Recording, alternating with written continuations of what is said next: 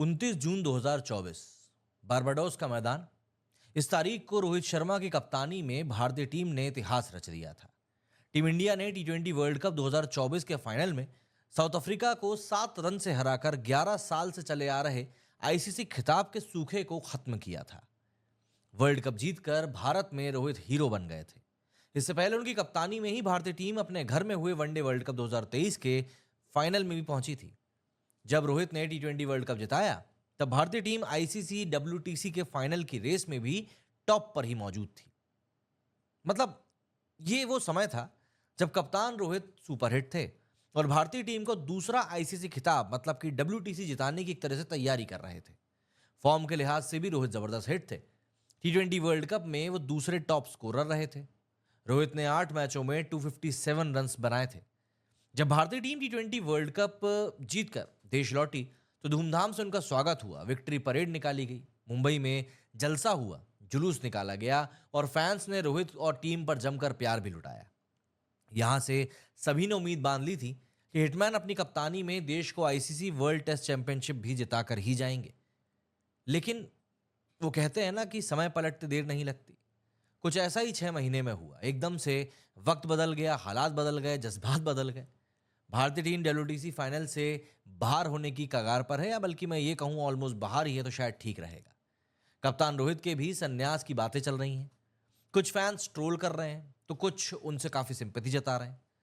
दरअसल ये सारा सिलसिला गौतम गंभीर के बतौर कोच एंट्री करने और श्रीलंका के खिलाफ वनडे सीरीज हारने के साथ शुरू हुआ। भारत ने 2024 में एकमात्र वनडे सीरीज श्रीलंका दौरे पर खेली थी, जिसमें 2-0 से उसको हार झेलनी पड़ी। यहीं से टीम इंडिया और कप्तान रोहित के साथ कुछ गड़बड़ वाला मामला शुरू हो गया। हालांकि भारतीय टीम ने अपने घर में बांग्लादेश को टेस्ट सीरीज में 2-0 से क्लीन स्वीप किया। उसमें एक जीत तो बहुत शानदार थी, लेकिन इस दौरान भी उनकी कप्तानी गड़बड़ ही दिखी और कई बार लगा कि बांग्लादेश हमारे ऊपर भारी पड़ रहा है। लेकिन जैसे तैसे भारतीय टीम ने क्लीन स्वीप कर लिया। इसके बाद न्यूजीलैंड टीम भारत दौरे पर आई, जिसे काफी ज्यादा हल्के में लिया गया क्योंकि वो श्रीलंका से उसके घर में हार करा रही थी। कोच गंभीर ने भी बड़े बयान दिए, मगर मामला ऐसा उल्टा पड़ा कि अब तक भारतीय टीम, कोच और कप्तान उस घर में मिली हार से संभल पाए ही नहीं है। टॉम लैथम की कप्तानी में न्यूजीलैंड ने भारतीय जमीन पर ही टीम इंडिया को 3 मैचों की टेस्ट सीरीज में 3-0 से व्हाइट वॉश कर दिया। इस सीरीज में कप्तान रोहित ने 6 पारियों में 15 के एवरेज से 91 रन बनाए, और वो भी तब जबकि न्यूजीलैंड से विलियमसन नहीं आया था। यहीं से हिटमैन का गड़बड़ मामला शुरू हो गया, जो कि अब तक थमने का नाम नहीं ले रहा है। इस समय भारतीय टीम ऑस्ट्रेलिया दौरे पर है, जहां पर 5 मैचों की टेस्ट सीरीज में 1-2 से पिछड़ गई है। इस बॉर्डर गावस्कर ट्रॉफी का चौथा मैच मेलबर्न में हुआ था, जिसमें करारी हार के बाद से ही कप्तान रोहित के संन्यास की बातें लगातार चल रही थी। कई रिपोर्ट्स में तो यह तक दावा किया गया कि सीरीज का आखिरी यानी कि 5वां टेस्ट मैच रोहित के करियर का आखिरी मैच होने वाला है। इसके बाद सिडनी टेस्ट मैच के एक दिन पहले कहा गया कि इस मुकाबले में रोहित को प्रोबेबली नहीं खिलाया जाएगा। बाद में पता चला कि वो प्लेइंग 11 से बाहर हैं। इस सीरीज का आखिरी यानी कि 5वां टेस्ट मैच सिडनी में खेला जा रहा है। पहला दिन का खेल खत्म हो चुका है और इसमें रोहित को प्लेइंग 11 में जगह नहीं मिली। इस तरह से भारतीय क्रिकेट इतिहास में ऐसे वो पहले कप्तान बन गए हैं जिन्हें खराब फॉर्म के चलते सीरीज के दौरान ही टेस्ट की प्लेइंग 11 से बाहर कर दिया गया। इस तरह टी20 वर्ल्ड कप 2024 का खिताब जिताने के 6 महीने के बाद पूरी की पूरी बाजी ही पलट गई। इन 6 महीनों में क्या से क्या हो गया देखते देखते, जहां एक और भारतीय कप्तान रोहित को हीरो माना जा रहा था, तो वहीं अब उन्हें संन्यास लेने की राय दी जा रही है। कप्तान होने के बावजूद प्लेइंग 11 से उनको अब बाहर कर दिया गया है। बड़ी बात यह है कि भारतीय टीम अब डब्ल्यूटीसी फाइनल से बाहर होने की दहलीज पर खड़ी हुई है। सिडनी टेस्ट मैच को अगर इंडिया जीत भी जाता है, तो भी ये बात पक्की नहीं है कि भारतीय टीम डब्ल्यूटीसी फाइनल में पहुंच पाएगी या नहीं। अगर हम रिकॉर्ड्स की ही बात करें, तो रोहित शर्मा ने इस ऑस्ट्रेलियाई सीरीज में 3 टेस्ट मैचों की 5 पारियों में सिर्फ 31 रन बनाए हैं। बुमराह ने कुल इतने ही विकेट अभी तक लिए हैं।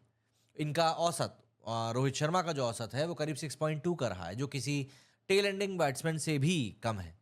जबकि तेज बॉलर आकाशदीप ने 3 पारियों में 38 रन बनाए हैं, जो कि रोहित से ज्यादा ही है।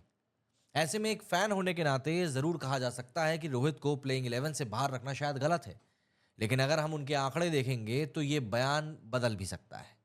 वाइस कैप्टन बुमराह आखिरी टेस्ट मैच में कप्तानी कर रहे हैं। जिन्होंने रोहित की गैर मौजूदगी में पहले टेस्ट मैच में कप्तानी करी थी और भारतीय टीम को जीत भी दिलाई थी। अगर हम रोहित के टेस्ट करियर की बात करें तो अभी तक रोहित ने 67 टेस्ट मैचेस में 116 इनिंग्स खेली हैं, 4300 रन्स बनाए हैं, 212 का हाईएस्ट स्कोर रहा है, 40 का एवरेज रहा है, 12 सेंचुरी हैं, 18 हाफ सेंचुरी भी हैं। वनडे करियर की बात करें तो रोहित का वनडे करियर तो सबसे शानदार करियर्स में से एक है। करीब 265 मैचेस की 257 पारियों में रोहित ने 10,866 रन्स बनाए हैं। हाईएस्ट स्कोर 264 का रहा है, 3 डबल सेंचुरी हैं, 49 का एवरेज है, 31 सेंचुरीज है और 57 हाफ सेंचुरीज हैं। रोहित के टी20 करियर की बात करें तो 159 मैचेस में करीब 4200 रन है और इसमें भी उन्होंने काफ़ी अच्छे से रन ठोके हैं। अब सबसे बड़ी बात यह आ जाती है कि आखिर रोहित का क्या हमने आखिरी टेस्ट मैच देख लिया है? क्या वाकई में अब रोहित की वापसी नहीं होने वाली?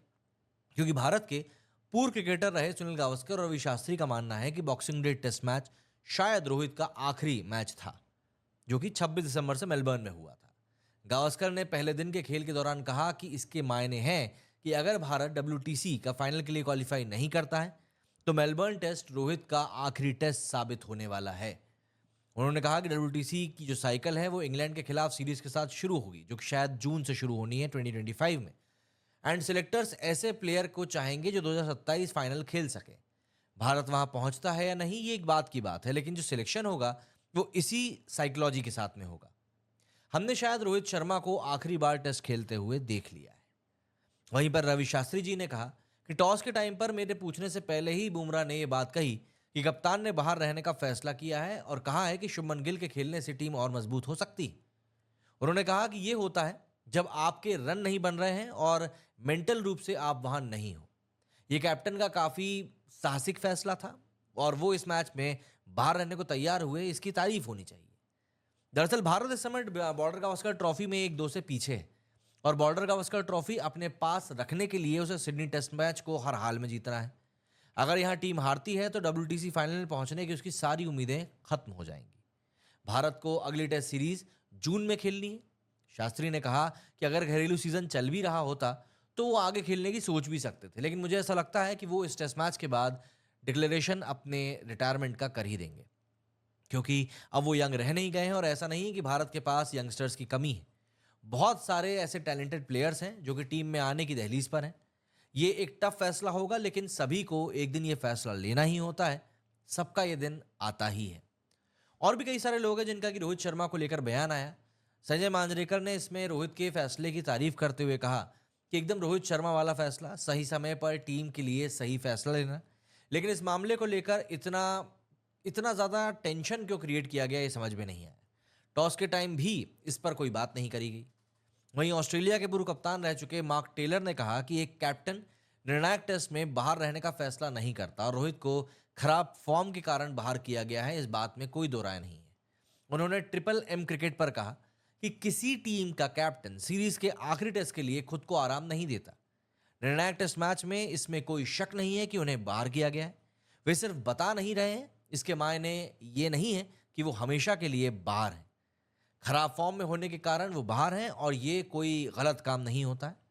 हर एक प्लेयर की जिंदगी में ऐसा टाइम आता है। पर मुद्दा यह है कि रोहित शर्मा ने जो इज्जत पिछले कुछ समय में भारत में कमाई है वो अपने आप में काफ़ी ज़्यादा है। आप कमेंट करके ज़रूर बताएं कि आप लोगों का इस बारे में क्या कुछ कहना है। क्या आपको भी लगता है कि रोहित शर्मा को अब हम टेस्ट क्रिकेट खेलते हुए नहीं देखेंगे? ज़रूर बताइएगा। मेरे इस वीडियो में फिलहाल इतना ही। जय हिंद, जय भारत।